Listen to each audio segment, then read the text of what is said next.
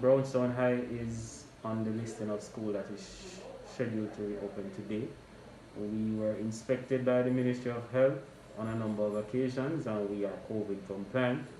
However, management took a decision to delay the reopening of school based on some data that we would have seen, which shows that there has been an increase in the number of cases in communities in St. Anne, and as such it took a decision to delay the reopening until January 18th.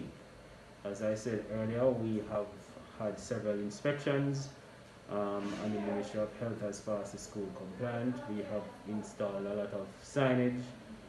We have wash stations, we have our sanitization station, we have our different protocols that we are following, and as such, however, we decided that we're going to be very safe because you would not want any unfortunate incidents to take place. We want to ensure that our staff and students are protected, and as such we are watching what is happening and we are listening to the advice from the Ministry of Health and the Ministry of Education. But at this moment, we have chosen to delay the reopening. We actually reopened in December. We had classes for 2 weeks and it went very, very well.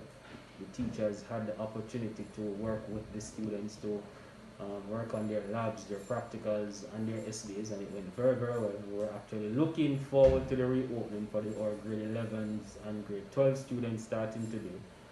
But as I said earlier, we have to be very safe because we cannot put at risk the health of our staff and our students. We don't have a problem. We actually we're happy because we actually saw the need for us to be reopened because we knew that our students were behind with their SBAs.